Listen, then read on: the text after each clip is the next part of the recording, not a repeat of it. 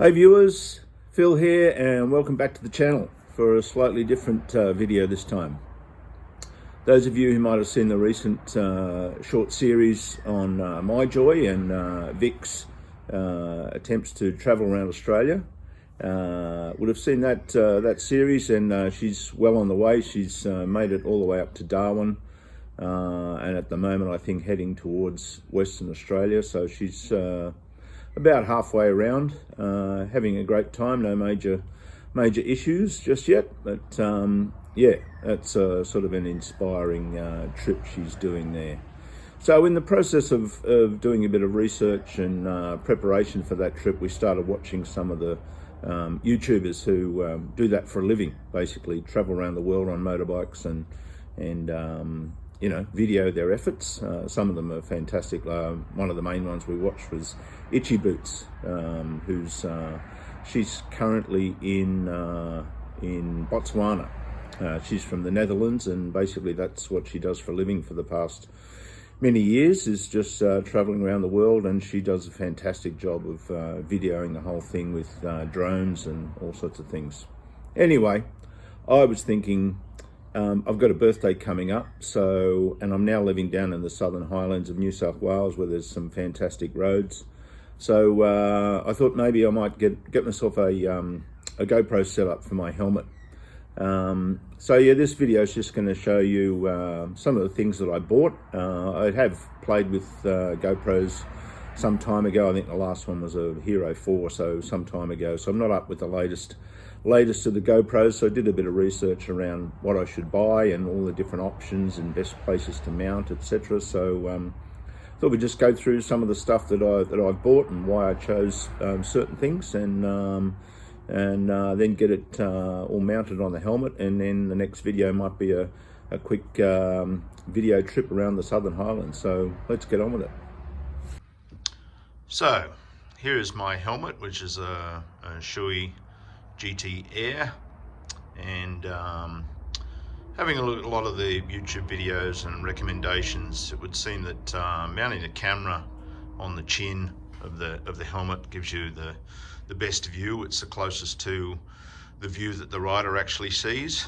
I mean, obviously there's other places to mount the camera on the bike itself, which I probably will do, but the main reason for all this is to mount the camera on the chin piece, and with an external microphone, so we can control the camera and do commentary from inside the helmet as we ride along. As far as the camera goes, I decided to go with the Hero 8. There is the Hero 9 out at the moment with a few more features, you know, slightly higher resolution. It can do 5K, can do higher resolution photos. I guess one of the main changes which might be useful is the actual front screen is actually you can use for monitoring the video, whereas on the Hero 8 it just gives you status of you know, number of shots, etc. So but for the sort of thing that I'm using it for, I think that the Hero 8 is an economical choice for what I'll be using it for. Then you know, like a battery charger and extra battery, so that I have a spare battery while on the road. Next is this Gopro Shorty, which is a little device that you connect to the bottom of the camera and can be used as a short selfie stick. It extends a little bit, or just you know, just compressed down just to hold in your hand for taking videos, but it also can be used for a small tripod as well, so that's handy. The media mod, basically the earlier model GoPro cameras, if you wanted to connect an external microphone to the camera, you needed this dongle attachment, which was fairly bulky,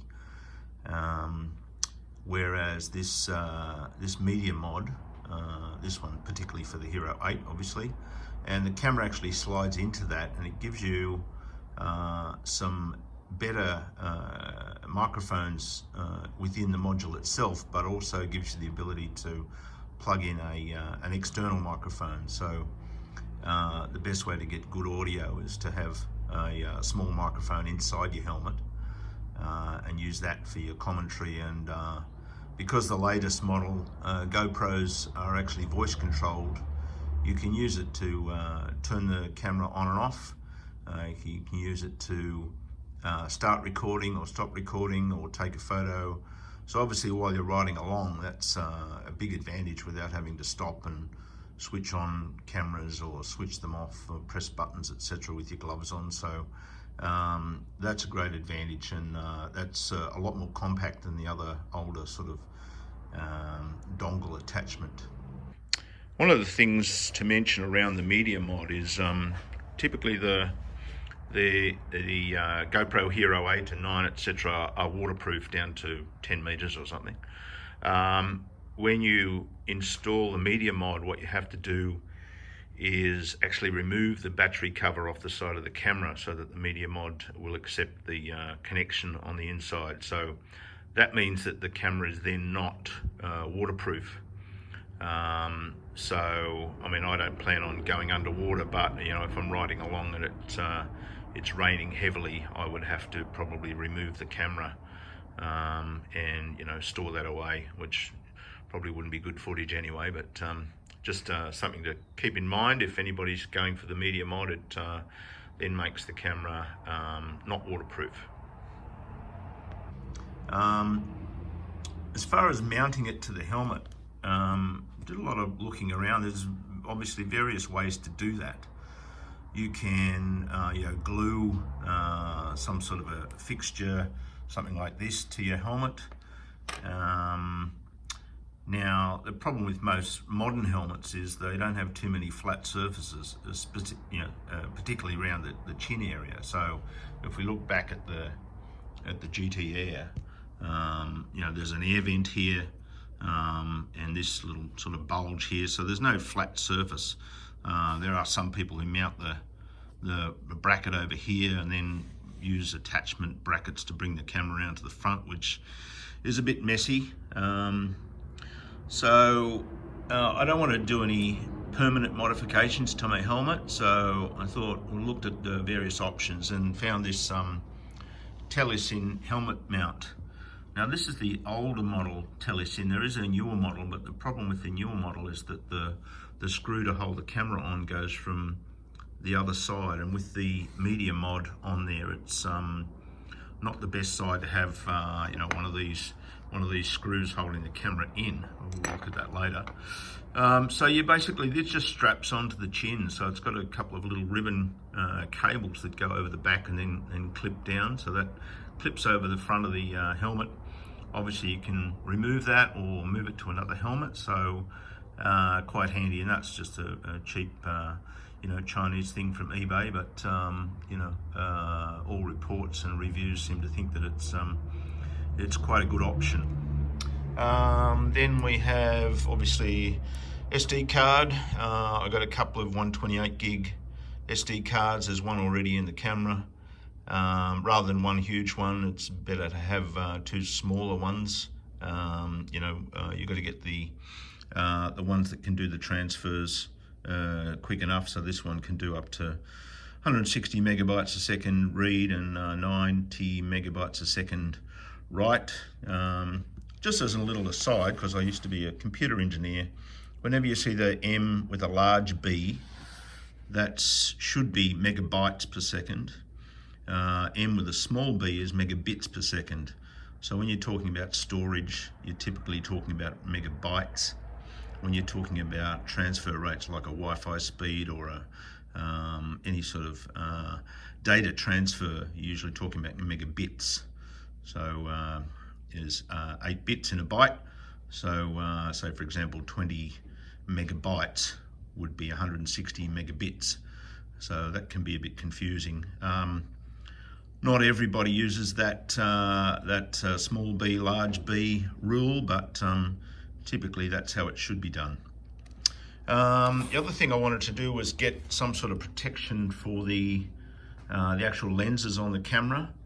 Obviously, if this is going to be sitting on my helmet riding along with bugs and things. I don't want the screen, the lens at the front or the screen at the back or the other screen to be scratched. So I've got this glass protector screens to put on the camera before I start using it.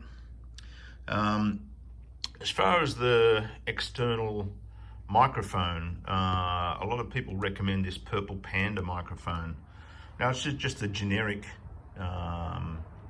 microphone to use with all sorts of things, but seems to work quite well with the media mod. So that gives you a 3.5 mil adapter to plug into the back of the media mod. The cable on it is actually quite long, and I did think about maybe just trimming that and cutting it and resoldering it to limit the length, but I may end up having to use the microphone externally, so I thought I'd just leave that. So we'll see how we go when we put that into the helmet and get rid of the excess length. And then yeah, just various adapters and clips and screws and things. I won't need a lot of these. I did buy some, but then I actually found some from when I was using my GoPro 4 some time ago. So you know, I get various bits of adapters and things, and hopefully that'll be enough to possibly mount the camera on the bike somewhere for a different view. Actually, there's one more thing that I did buy, which is this little generic case. It's not a genuine GoPro case, but just a small case to obviously got these pop-out foam sections to put your camera and various bits and pieces. So when you're traveling around on the bike and you're not using the camera, or you've got spare parts, etc., you can house all that in there. But yeah, basically that's what we got. So the first step, I guess, is to mount this helmet mount onto the helmet, set up the camera, and then maybe go for a ride a bit later. So the first thing I want to do is to mount this helmet mount onto the chin of the Shoei GT Air. If you look inside there, I've already got my microphone for my Bluetooth headset, so that shouldn't be a problem. There is this chin piece down here, which we'll probably have to remove and put back on while we install the straps. So yeah, let's get out of the box and see how we go. So this is what we get in the box. We actually get the strap itself. So you can see it has these ribbon cables which basically strap over the top here, and then tighten up with these little buckles underneath. Comes with a little clip adapter as well, which we may or may not use depending on whether it's in the right orientation, etc. Now you might think, well, isn't that going to block off this little air vent at the front of the helmet? Which I guess it is, but in my experience, that air vent doesn't seem to do much anyway. You switch it on or off, you can hardly tell the difference. Certainly the one at the top of the helmet does make a difference, but the one on the chin, yeah, doesn't seem to do much in my opinion. So let's sort of struggle with this and put it on and line it up, and then see what we think about the orientation. Okay, so that was a bit fiddly, but managed to get it on. First I managed to trap my Bluetooth headset microphone in there, so don't do that. Yeah, it seems quite solid. This is a sort of a rubbery substance here, so it sort of holds in place quite well. Now, there's the rest of the straps under here. I'll probably trim them off so that they're not as long. And then also with this little chin guard here, I may have to cut a couple of little slots out of there so that this can go back in over the top of those two straps. But yeah, apart from that, I think it's quite good. As I say, it's quite solidly attached to the helmet. So I'll get the chin guard back on. I mean, the chin guard is quite good for keeping the noise out of the helmet, so I definitely want that back on. So let's trim off those straps and get this back on, and then maybe try the helmet on and see if there's any issues with that. Right, so that's it mounted. I basically just trimmed off a bit of plastic along here so that this could clip back in, and also trimmed off these the excess lengths of those two straps. So there's still enough there to pull it if I need to tighten it, but that's okay. I've tried the helmet on, and yeah, no issues, and also it doesn't seem to interrupt the closing of the visor, so that closes completely and seals off quite nicely. So yeah, pretty happy with that. So the next step will be to put the camera into the media mod and work out how we attach it here, whether we just attach it directly or we need another little bracket to get it in the right position. So let's do that. So here is the media mod. Basically it's a case that the camera slides into, and it gives you a mini HDMI out, charging port, and then a 3.5mm socket for an external microphone, plus two microphones built into here. It also gives you, access to the buttons, and then little mounts for any lights, etc. It also comes with, a mount and a screw. One of the tricks is that to install this, you need to remove the battery cover from the camera. So we pull that down, and that simply clips off. That has to come off and stay off so that the media mount can get access to this port down here. So similar sort of thing here. We pull that down, and that opens the case, and then basically the camera just slides into there and connects into that adapter. Let me close that up. Now, once that's in there, you can still get access to the little mount flaps down here for your mounting, which is great. Access to all the buttons, and that also gives you some other options within the settings menu for access to these different microphones or the external microphone. So that needs to be set up to use those. So I might do some experimenting around the different microphones and how to use them and what gives the best results, but I'm pretty sure that the purple Panda microphone inside the helmet connected to this port will give us the best results with the least amount of wind noise, etc. So that's the media mod. So now to mount that camera onto the helmet, we can just use this adapter that comes with the media mod, and it's the newer version, which has this rubber stopper here. So basically you clip that in, pull that up, clip it in, and then put that back down, and that stops these clips being able to be accidentally pressed and possibly losing your camera.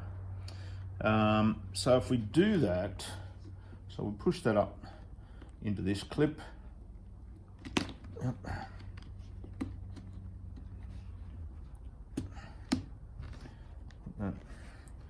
Now we can then tighten this up here. Now that gives us, that's as far back as the camera will go. So if you think of when you're riding along, this helmet is probably going to be sort of sitting down at that sort of angle. This camera is going to be pointing down too much, I think.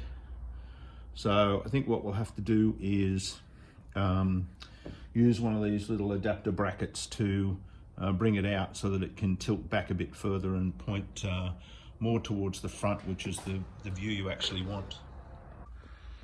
So what I've done here is just use a very short adapter. It helps to have a bunch of these little, adapters and screws and bits and pieces.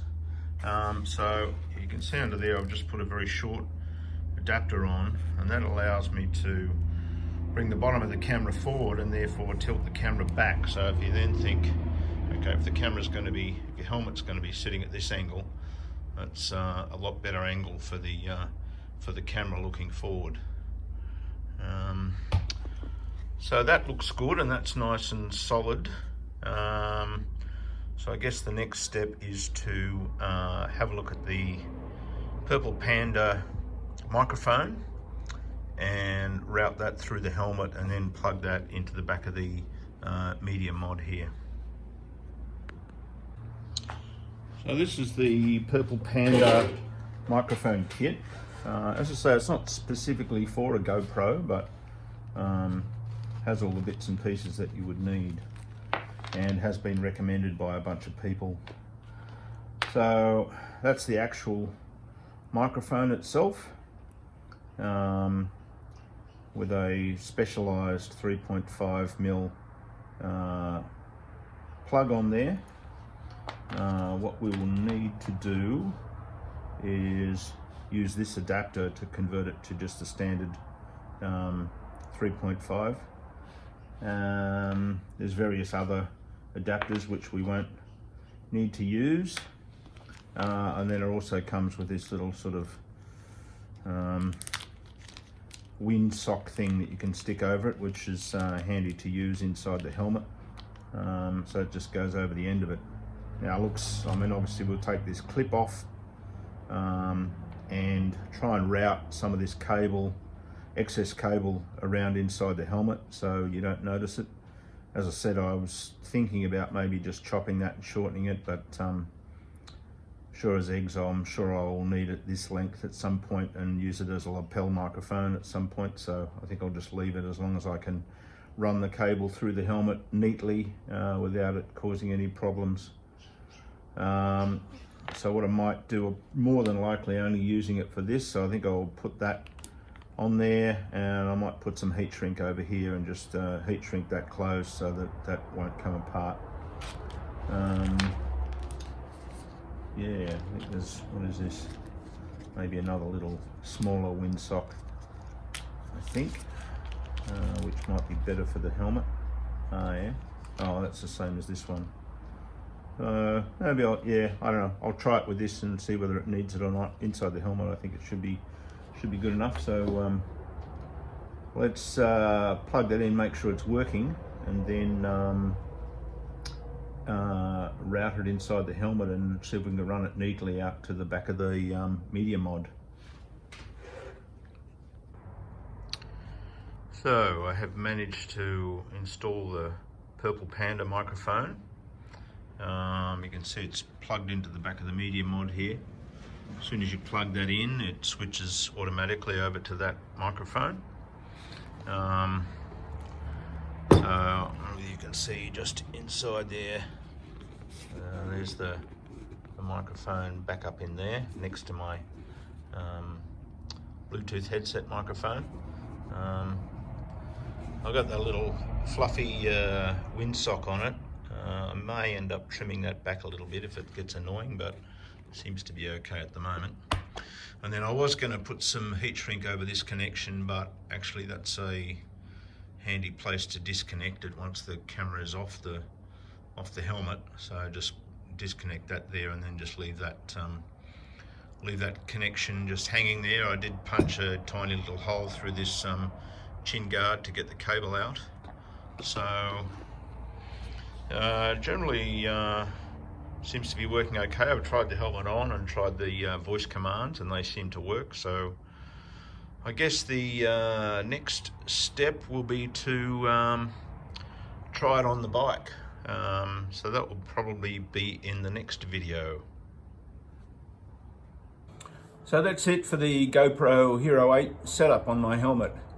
I've since taken it for a ride and works pretty well. The voice commands seem to work well.